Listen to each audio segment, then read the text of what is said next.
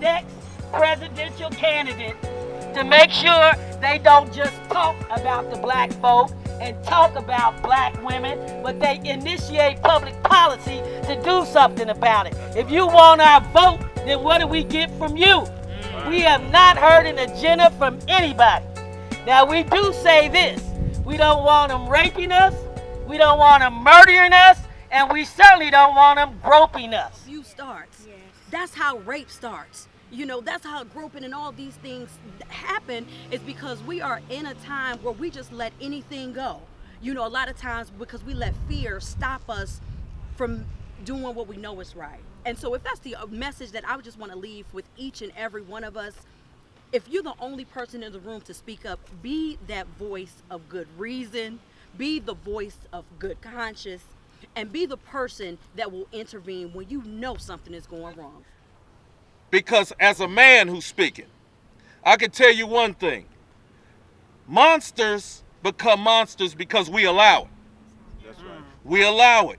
So we cannot let a wannabe monster like Madison go, and we definitely cannot let a wannabe monster who's running for president of the United States go. Because let's face it right now. That's right. Being a man who works out and does everything like that. Being a man, I can tell you right now, brother like Khalid Samad who works out, I'm sure we don't use that type of terminology about women when we're by ourselves.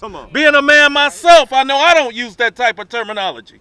And that is not worth a slap on the wrist at any time. So I just want to put it out there that real men don't stand back and slap on the wrist others who are pretending to be men, but act like and talk like and walk like monsters.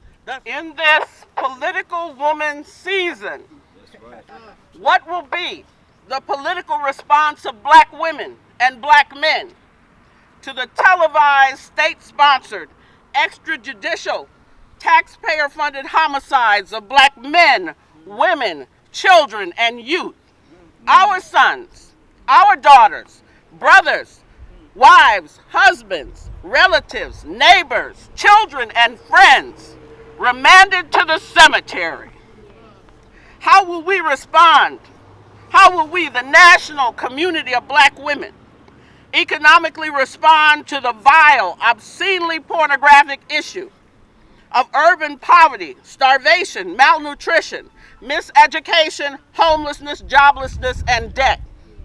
How will we socially confront and deal with the reality of over 7 million black, brown, and poor white human beings being housed in the nation's jails and prisons and court-supervised systems, lives commodified within a privatized carceral system connected like slaves to Wall Street, leased convicts criminalized by race and class who now fortify the wealth and revenue of corrections guards, shareholders, and government contractors?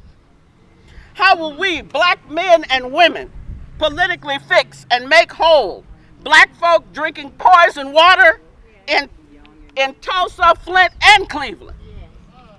The Tulsaing and Detroiting of black folk, the gentrification, gerrymandering, and genocide of whole black cities and neighborhoods like this, economically divested and foreclosed on by the nation's banks, connected to a globalized system of investors who took black folks' houses and wealth, equity, uprooted families, destroyed communities with full impunity and no economic reciprocity. These women would still be alive if the banks hadn't done what they did.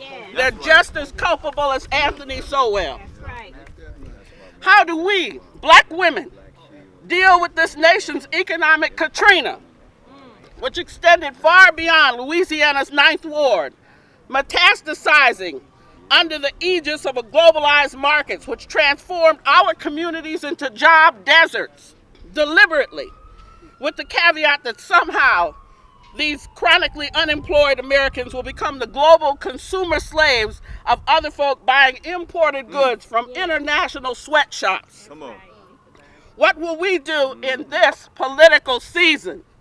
We are concerned here with the lives and human conditions of men, women, and children not yet made whole, and particularly black men, women, and children.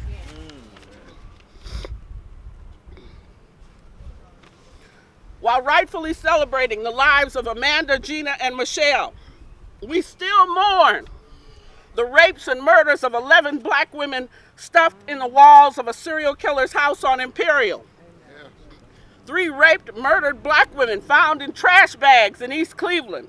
Others raped and stashed in abandoned houses, ravines, and fields of high grass. And many who simply just disappeared and nobody knows. Nobody knows where they are. What will be our political response, black men and women, when the Tims and Melissas,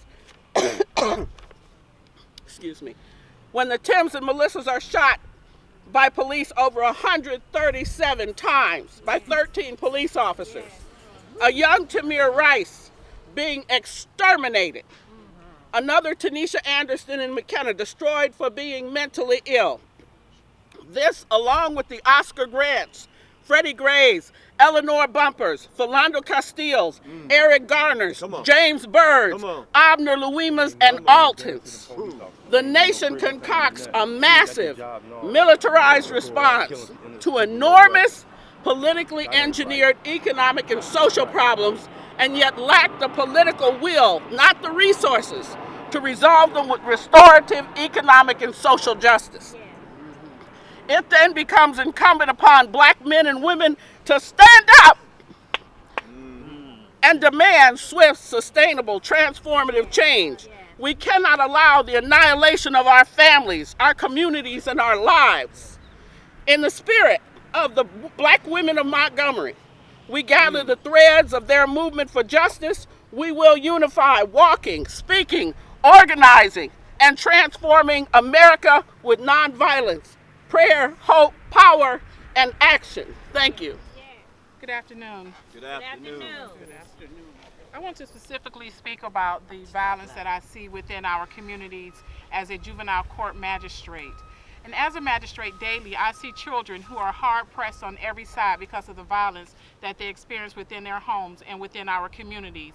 And I'm convinced that if we come together as a community and work to create social programs that assist our families while they're in crises, we can help to eradicate the problems within our communities as it relates to violence, specifically as how children are impacted.